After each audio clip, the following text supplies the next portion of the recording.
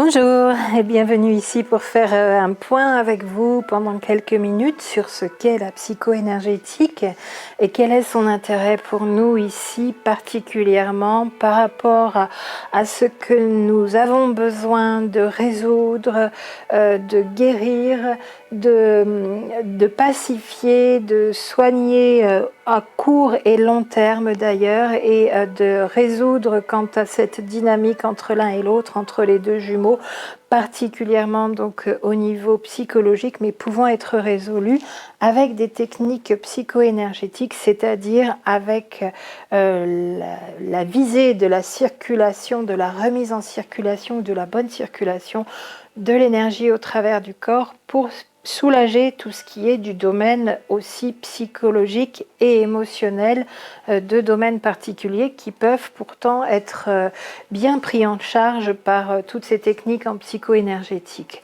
Alors je vais reprendre succinctement de manière plus précise les définitions.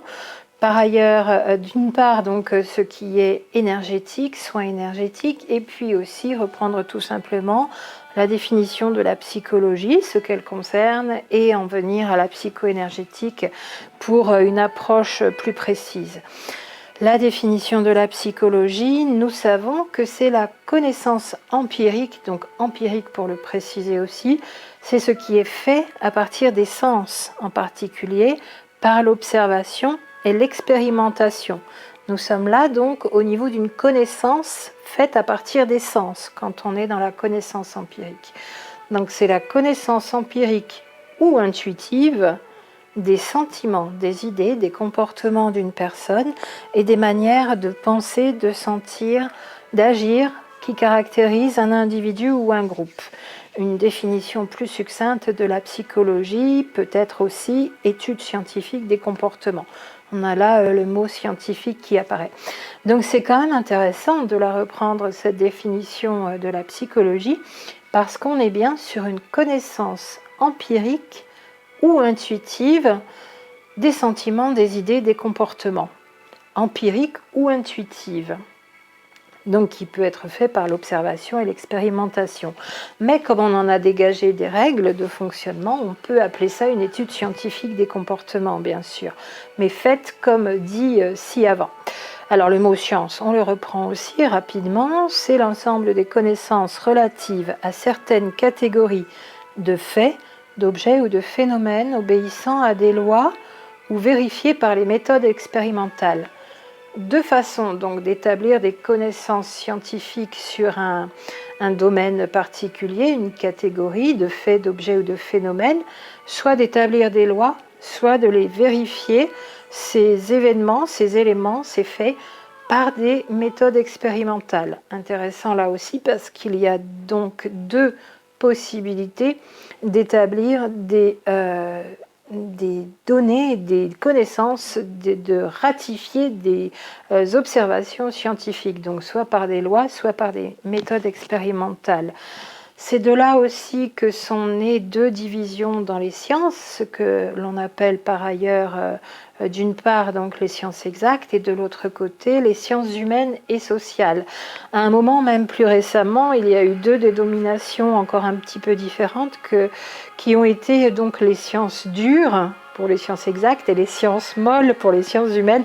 Les deux termes sont vraiment très fortement connotés et de manière péjorative des deux côtés d'ailleurs, donc pas très intéressant quant à adopter cette terminologie, sachant que les sciences exactes, donc, ce sont les sciences de la nature, les sciences formelles, les sciences de la matière, et puis de l'autre côté, donc sans qu'il y ait opposition, pour moi bien sûr, il y a les sciences humaines et sciences sociales, sciences humaines et sociales. Or, j'aime à le considérer comme ça, depuis l'avènement de la mécanique quantique, où dans les expériences on se rend compte que l'observateur change le résultat de l'expérience, change le résultat qui va advenir même si les protocoles sont les mêmes en préparation de cette expérience. On constate à la fois que par les définitions aussi bien des sciences humaines que des sciences exactes, Tout peut changer finalement selon l'observateur. Or, dans les sciences exactes, si nous avons déjà un observateur, ça peut déjà changer. Mais dans les sciences humaines, surtout par exemple en psychologie, puisque c'est le domaine qui nous concerne ici, il y a non seulement le sujet, l'individu qui consulte, mais aussi le psychologue. Le sujet lui-même, en tant qu'observateur sur sa propre expérience, peut avoir un regard différent par rapport à ses propres ressentis, à ses sentiments qu'il observe et à tout le reste. Et il y a aussi en second, et en plus, et en interrelation d'ailleurs, ça en rajoute encore, le psychologue qui peut avoir une vue lui aussi d'observateur qui change le résultat sur les phénomènes observés. En conclusion, ce que je voulais vraiment voir ici de manière intéressante avec vous, c'est que ni dans un cas ni dans l'autre, on ne peut en conclure à quoi que ce soit d'exact et vraiment de très précis, puisque l'observateur change l'expérience. J'ai envie de le voir comme ça ici, à part peut-être effectivement sur les mathématiques et l'informatique, quoique encore là aussi ça dépend du type d'ordinateur pour l'informatique. Et donc ni l'une ni l'autre finalement ne sont figés et complètement prévisibles, puisqu'il y a ces notions maintenant d'observateur depuis la mécanique quantique, et ça me plaît beaucoup aussi de le prendre en compte. Alors j'en viens, après ces deux définitions, psychologie et reprise très succinctement de la science, à ce qu'est la psychothérapie. Sans la définir, nous savons donc, sans avoir besoin de la définir, puisqu'elle résulte de l'application des connaissances de la psychologie, nous savons que c'est un vaste univers, la psychothérapie, très intéressant, passionnant. Depuis que les sciences humaines s'intéressent au travers de la psychologie dans cette connaissance aux êtres humains, ça a permis de beaucoup avancer, certes avec certaines théories plus anciennes qui ont été maintenant laissées de côté, qui n'étaient pas tout à fait adaptées ou qui ne nous convenaient finalement pas forcément suffisamment, qui ne nous définissaient pas forcément suffisamment bien ou de manière suffisamment fidèle, et on les a laissés bien sûr, ce qui est normal. Les choses évoluent, de nouveaux chercheurs, nouvelles chercheurs arrivent, et de nouvelles connaissances arrivent elles aussi. Alors la psychothérapie, c'est vraiment un vaste univers, puisque pour en citer 4 directions, par exemple, nous avons la psychothérapie analytique, les psychothérapies corporelles ou les thérapies psychocorporelles dans l'autre sens, on peut dire les deux, la psychothérapie systémique, soit de couple, soit familiale, et puis encore effectivement les psychothérapies comportementales. Il y en a plusieurs pour citer ces 4 directions de la psychothérapie. On pourra aussi détailler la psychothérapie par rapport au temps que prennent les thérapies, plus ou moins brèves ou plus ou moins longues. On les classe donc en 3 groupes, les psychothérapies brèves, les psychothérapies à moyen terme et les psychothérapies à plus long terme. Donc pour les psychothérapies brèves, le premier groupe, on est plutôt sur 6 mois à 1-2 ans. On voit là encore que même 6 mois, pour certaines et certains, ça pourrait paraître quelque chose d'assez long et non pas de bref comme le mot peut le suggérer. Le deuxième groupe, les thérapies à moyen terme, donc on est sur 2-3 ans. Et le troisième groupe, thérapie à plus long terme, on est sur 4 à 5 ans ou plus. On peut aller donc jusqu'à 15 ans bien sûr, et plus si nécessaire ou si souhaité. Quelques exemples de psychothérapie brève donc du premier groupe, on pourra citer l'hypnose ericksonienne, la programmation neurolinguistique, les thérapies comportementales sont mises dans ce groupe. Est-ce qu'on mettrait la méditation ou pas en tant que thérapie brève dans ce groupe? On pourrait, pourquoi pas, certaines et certains l'accréditeront et d'autres moins. Le focusing, en dérivé du mot anglais, bien sûr aussi OCUSING, très intéressant, on pourra revenir dessus. La psychogénéalogie, un petit peu particulière, pas forcément adoptée par tout le monde, on la mettrait dans ce premier groupe. Les thérapies psychocorporelles sont aussi dans ce premier groupe. On peut citer le MDR encore, donc le Rapid Eye Movement Desensitization, EMDR, pratiqué par les psychothérapeutes de formation psychologue obligatoirement. La relaxation, la sophrologie, on pourrait les y inclure aussi dans les thérapies brèves. L'analyse psycho-organique, l'aptonomie qui est une discipline donc au niveau psychologie affective, science de l'affection au moment de la conception, donc pendant les 9 mois de l'enfant, et au niveau des parents, dans la façon donc d'accueillir cet enfant à un niveau psychologique et émotionnel. La musicothérapie ou le travail sur la voix, la méthode Tomatis d'ailleurs comme un autre exemple, sont aussi classés dans ce premier groupe de thérapie brève. Est-ce que l'on mettrait la kinésiologie? Certaines oui, d'autres non, mais ça peut faire partie dans certains des éléments avec lesquels elle opère cette kinésiologie d'une thérapie, d'une psychothérapie brève aussi, sous certains aspects seulement. Et je mettrai encore la respiration holotropique avec certains dérivés comme le rebirth ou les régressions. Respiration holotropique, très intéressante, psychothérapie brève pour moi, je vous en parlais dans les vidéos sur les soins énergétiques, donc les vidéos numéro 78, 79 et 80. Si vous avez un moment pour y retourner, c'est intéressant parce que là, c'est plus un détail sur les soins énergétiques dans ces 3 vidéos.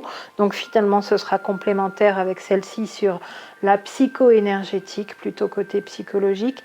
Et je vous y parlais de la respiration holotropique, ce que c'était un petit peu plus précisément. Ça, c'était pour le premier groupe de psychothérapie dans une classification que l'on peut donner aussi. Le deuxième groupe, thérapie donc à moyen terme, 2-3 ans. On y trouvera la Gestalt thérapie, donc mise au point par un Allemand, qui a terminé sa vie à Vancouver, donc au Canada d'ailleurs. L'analyse transactionnelle, l'art-thérapie, on pourrait aussi la mettre d'ailleurs dans la psychothérapie brève, mais ça peut être à plus long cours, donc sur plusieurs mois, 2-3 ans.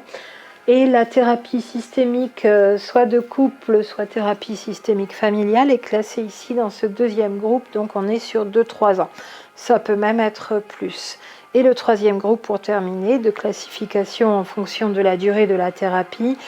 Thérapie à plus long terme, donc 4-5 ans et plus. Psychanalyse jusqu'à 15 ans, bien sûr. Psychologie analytique et psychothérapie psychanalytique, pour dire des grands mots et non pas des gros mots. Voilà pour le troisième groupe au niveau des psychothérapies. J'en viens donc à l'énergétique tout simplement. Énergétique qui est finalement une contraction de médecine énergétique, ou encore appelée thérapie énergétique, pratique énergétique, technique énergétique, technique manuelle énergétique, ou encore donc avec des petits bouts dérivés que sont les soins énergétiques. Alors tout simplement, cette médecine énergétique et ces thérapies énergétiques se fondent sur l'énergie, comme son nom l'indique. Cette énergie qui est un flux, un courant, et aussi une circulation d'informations. Intéressant de rappeler ce qu'est l'information, parce que ça n'est pas toujours clair quand on vous parle de soins énergétiques ou de nouvelles thérapies informationnelles et énergétiques. Parfois vous entendrez. L'information, ça concerne bien, je vous en parle régulièrement dans d'autres vidéos aussi, quand on touche à l'énergétique, on arrive sur ce thème et ce sujet de l'énergétique.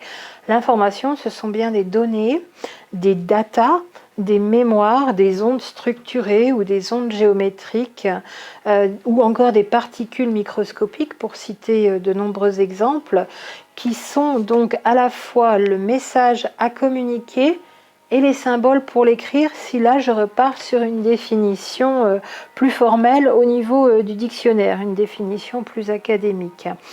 Donc ce sont des signes, des images, des sons, des octets en informatique aussi encore pour le citer, des traces matérielles dans des cristaux, peut-on voir aussi. Cette énergie donc qui nous sert et sur laquelle on se base en médecine énergétique avec les thérapies énergétiques, c'est donc dans la pratique l'application d'un concept admis qu'est la prédominance de l'énergie sur la matière. L'énergie prédomine sur la matière dans la philosophie de la médecine énergétique et dans les bases sur lesquelles s'appuie la médecine énergétique. Nous pouvons donc définir l'énergie en médecine énergétique ou thérapie énergétique avec ces domaines d'études que sont aussi donc la physiologie énergétique, l'anatomie subtile, les interrelations entre tous ces champs d'énergie qu'on étudie.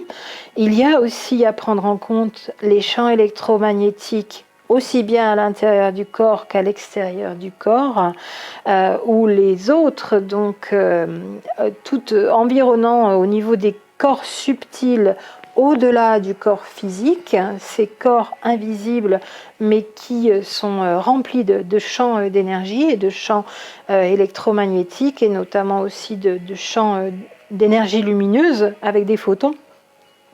Et bien sûr donc tous les soins qui s'appuient sur l'existence de ces champs d'énergie humaine appliqués sur le corps physique, ces soins, autour du corps physique aussi, donc ça peut être à légère distance du corps physique, en proximité mais sans le toucher, et qui œuvrent ces soins par le travail sur ces champs d'énergie humaine, qui œuvrent à restaurer et à maintenir l'équilibre de ces champs, et également à concourir à une bonne circulation de cette énergie de manière adéquate, ni trop peu, en visant le bien-être et la santé en tant que but, bien sûr, pour le dire très précisément, et de manière ici beaucoup plus longue et clarifiée, parce que c'est vrai que ces termes énergétiques, donc en abrégé, qui font référence à la médecine énergétique et aux thérapies énergétiques, ne sont pas toujours bien définis. Ici, je vous en aurais parlé donc de manière aussi précise que je le souhaitais, et vous pourrez vous y référer à chaque fois.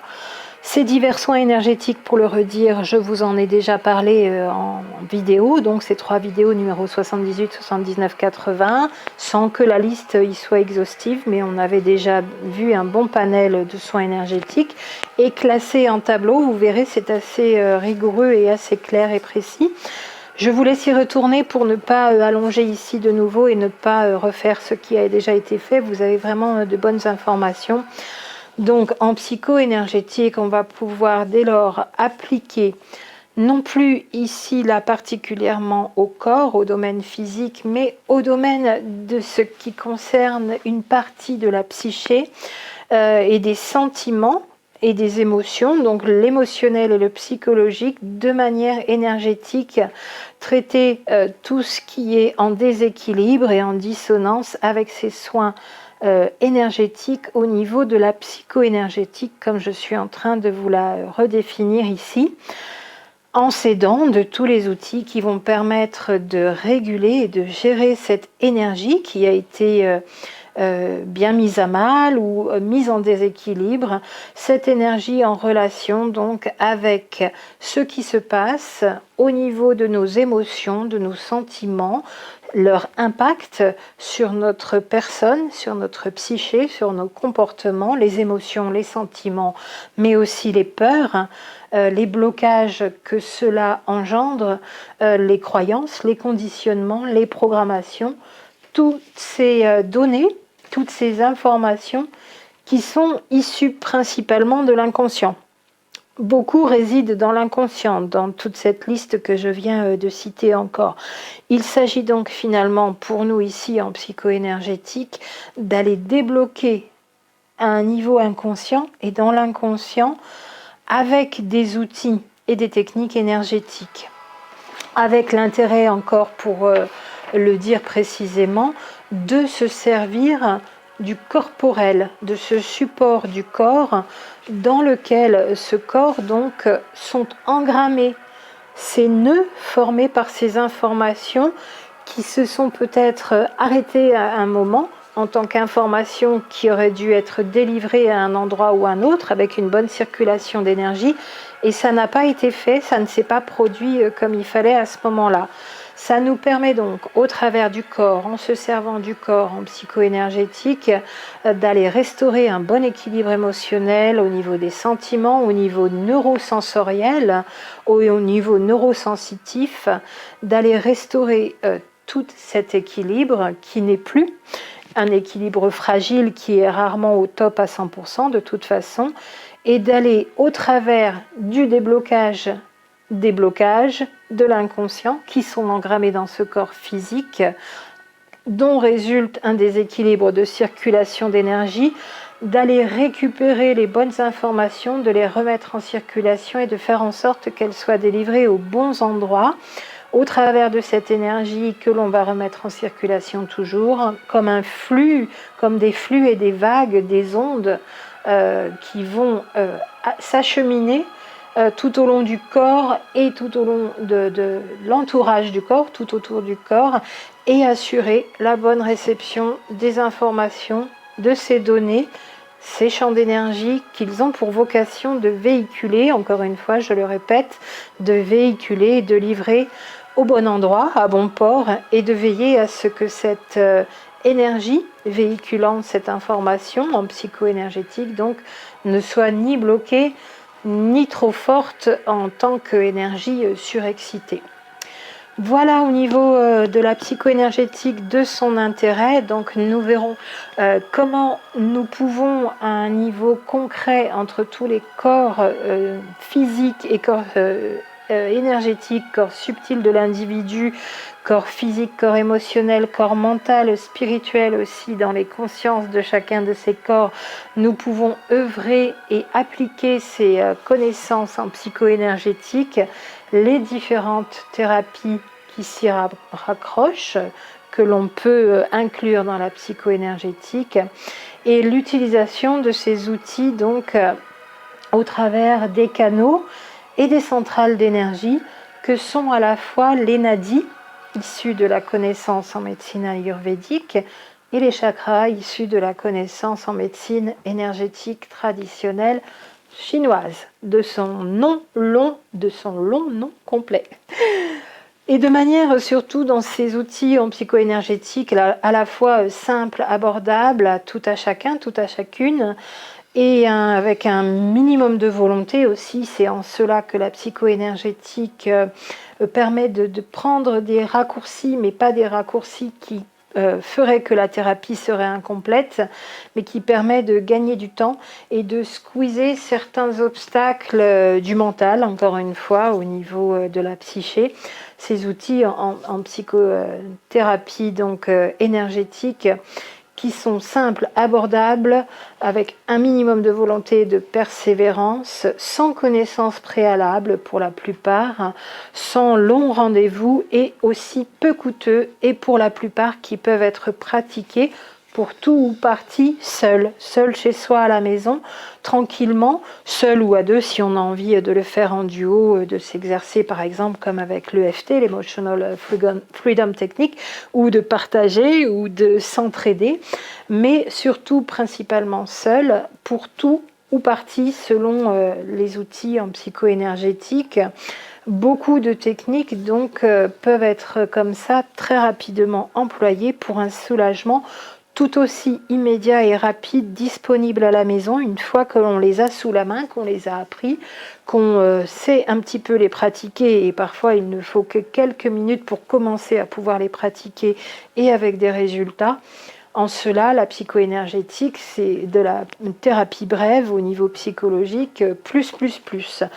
Ici, ce que je vous propose donc avec vous dans ce cheminement au niveau de cette chaîne YouTube et ces vidéos, ce sera donc d'adapter ces outils en psycho-énergétique aux spécificités de la complexité de ce que l'on rencontre comme situation à résoudre dans le duo de flammes jumelles, encore une fois, avec, pour le rappeler particulièrement, c'est assez spécifique et ça ne se retrouve dans aucune autre relation, un duo où il y en a un dans l'inconscient, un ou une qui conscientise, un ou une qui fait tout pour résister à cette relation, qui lui fait peur avec toutes les raisons qui y sont associées, de bonnes raisons. Il n'y a pas à le voir sous un jour négatif, à la voir sous un jour négatif, cette résistance. Mais il y a une résistance à cette relation qui fait peur à celui qui ne conscientise pas encore la particularité de cette relation, même s'il la vit.